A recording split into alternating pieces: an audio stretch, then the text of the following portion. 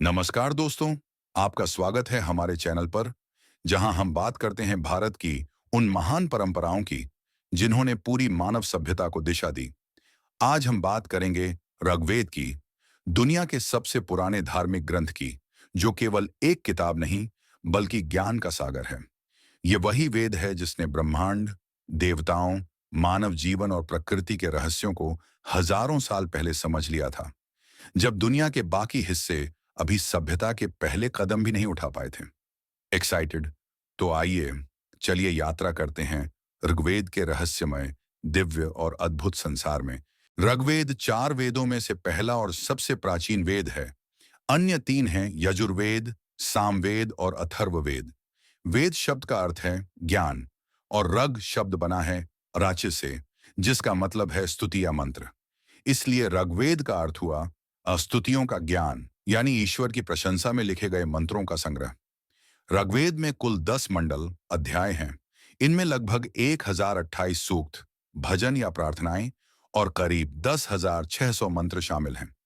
ये सभी मंत्र संस्कृत की अत्यंत प्राचीन भाषा में रचे गए हैं, जिसे हम वैदिक संस्कृत कहते हैं।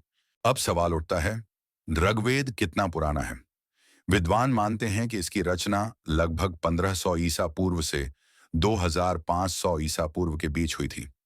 लेकिन कई भारतीय परंपराएं कहती हैं कि वेद तो अनादि हैं, इन्हें किसी मनुष्य ने नहीं लिखा, बल्कि ये श्रुति, श्रवण रूप में आर्षियों को ईश्वर से प्राप्त हुए। अर्थात ये ज्ञान सुना गया, लिखा नहीं गया। इसलिए ऋग्वेद को श्रुति कहा गया, यानी जो सुना गया। आर्षियों ने जो दिव्य अनुभूति में सुना, वही आज हमारे लिए मंत्रों के रूप में सुरक्षित है।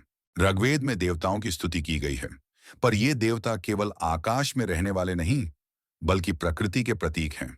जैसे अग्निदेव, अग्नि यानी ऊर्जा, जीवन का स्रोत; इंद्रदेव, शक्ति और वीरता के प्रतीक; वरुण देव, जल और नैतिक नियमों के देवता; वायुदेव, प्राणवायु, जो हर जीव में प्रवाहित है; सूर्यदेव, प्रकाश और ज्ञान के प्रतीक।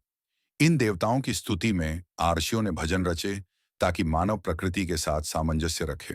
ऋग्वेद केवल पूजा का ग्रंथ नहीं है, बल्कि दर्शन और विज्ञान का भी स्रोत है। इसमें बताया गया है कि एकम सद विप्रा बहुधा वदंती, अर्थात सत्य एक ही है, परंतु ज्ञानी लोग उसे अलग अलग नामों से पुकारते हैं। यह विचार आज के समय में धर्मनिरपेक्षता और वैश्विक एकता का आधार बन गया। ऋग्वेद में ब्रह्मांड की उत्पत्ति पर भी गहन विचार हैं। नासदीय सूक्त नामक प्रसिद्ध सूक्त में कहा गया है, जब कुछ भी नहीं था, न आकाश न पृथ्वी, तब कौन जानता था कि यह सृष्टि कैसे बनी? यह प्रश्न मानव के जिज्ञासु मन का प्रतीक है, जो दिखाता है कि भारतीय सभ्यता ने हजारों वर्ष पहले वैज्ञानिक सोच विकसित कर ली थी। ऋग्वेद में एक विकसित समाज की झलक मिलती है। यहाँ खेती, पशुपालन, संगीत, युद्ध, विवाह और शिक्षा सबका वर्णन है। महिलाओं को भी सम्मानित स्थान दिया गया है। गृहिणी, अर्शिका और कवयित्री, सभी रूपों में महिलाएं उपस्थित हैं। ऋग्वेद में कई स्त्रियों के नाम आते हैं, जैसे घोषा, अपाला, लोपामुद्रा, जिन्होंने स्वयं सूक्त रचे। इससे साबित होता है कि वैदिक समाज शिक्षित, प्रगतिशील और समानता आधारित था। ऋग्वेद में कई वैज्ञानिक दृष्टिकोण हैं।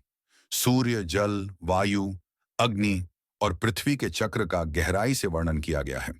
उदाहरण के लिए, इसमें जल चक्र, वाटर साइकिल का वर्णन मिलता है, कि कैसे सूर्य की किरणें जल को ऊपर उठाती हैं और बादलों से वर्षा होती है।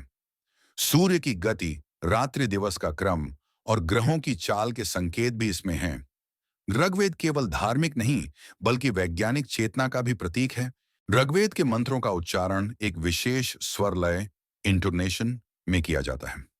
यह लय इतनी सुंदर होती है कि इससे संगीत का जन्म हुआ।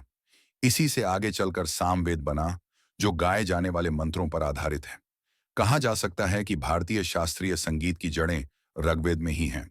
आज जब दुनिया तनाव, हिंसा और अंधविश्वास से भरी है, ऋग्वेद हमें सिखाता है कि सत्य एक है, परंतु रास्ते अनेक हैं।